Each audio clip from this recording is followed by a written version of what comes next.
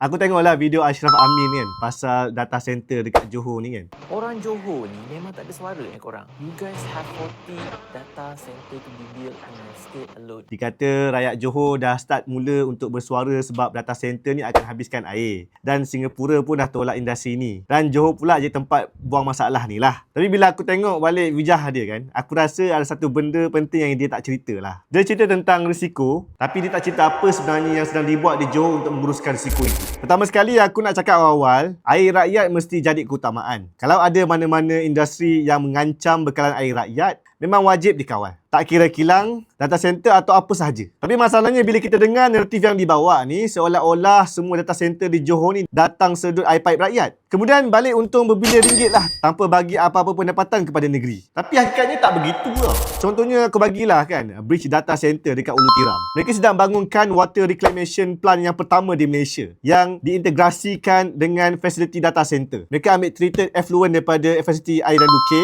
kemudian memproses semula air itu menggunakan teknologi membrane bioreactor dan reverse osmosis untuk menghasilkan reclaimed water bagi tujuan penyejukan. So maknanya apa? Mereka menggunakan air yang dikita semula untuk kegunaan industri, bukan bergantung sepenuhnya kepada air minuman yang digunakan oleh rakyat setiap hari.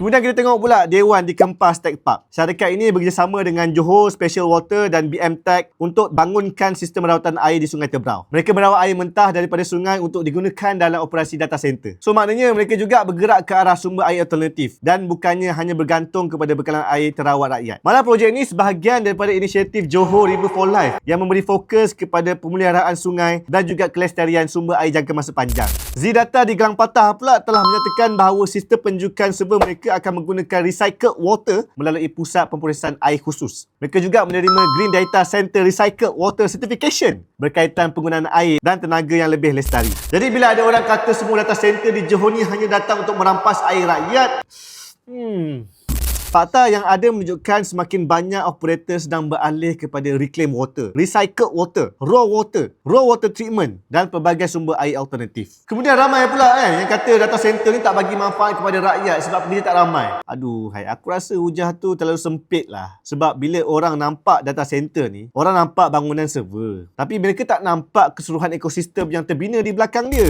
Aku bagi contoh lah jurutera, pakar IT, penyelenggaraan, keselamatan, fiber optik, pembinaan, vendor tempatan, perkhidmatan teknikal, cloud infrastructure, AI infrastructure, rantaian bekalan digital. Banyak lagi lah kan. Aku nak mention satu-satu pun tak habis lah video ni aku nak cerita kan.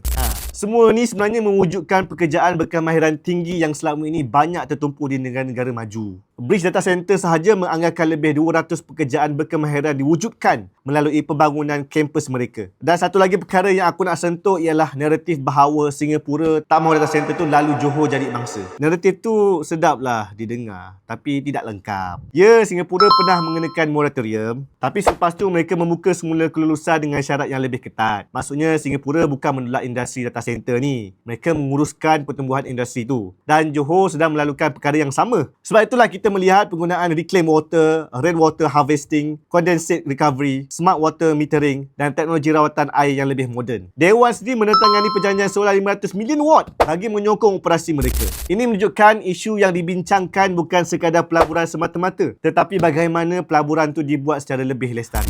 Sebab itulah aku tak setuju bila ada orang cuba gambarkan seolah-olah Johor sedang dijual kepada syarikat asing atau menjadi mangsa industri global. Hakikatnya Johor bukan buka pintu tanpa syarat. Johor sedang membina model data center generasi baru yang menggunakan reclaimed water, recycled water, raw water treatment, rainwater harvesting dan teknologi pemantauan penggunaan air secara masa nyata. Ini bukanlah model lama yang bergantung sepenuhnya kepada air terawat rakyat. Ini model yang selari dengan amalan pemain global seperti Amazon, Microsoft, Google dan Apple yang turut memperluaskan penggunaan sumber air alternatif dalam operasi mereka. Jadi naratif bahawa data center ni datang untuk merampas air rakyat adalah tidak tepat. Yang berlaku sebenarnya ialah industri ini sedang dipaksa menyelesaikan diri dengan standard kelestarian yang lebih tinggi. Dan kalau ada syarikat yang melanggar syarat, ambillah tindakan. Kalau ada pencemaran, siasat dan hukum. Tapi menghukum keseluruhan industri tanpa melihat fakta dan teknologi yang sedang dilaksanakan untuk aku bukanlah cara yang adil untuk menilai keadaan sebenar. Kerana pada akhirnya, Johor bukan sekadar menerima bangunan server. Johor sedang menarik masuk teknologi AI, cloud computing, infrastruktur digital, pekerjaan berkemahiran tinggi dan pelaburan bernilai berbilion-bilion ringgit yang akan menentukan kedudukan ekonomi negeri ini untuk dekad yang akan datang. Dan aku lebih rela Johor menjadi peneraju ekonomi digital Asia Tenggara dengan syarat yang ketat dan terkawal daripada melihat peluang itu diambil oleh oleh negara lain sementara kita hanya menjadi penonton.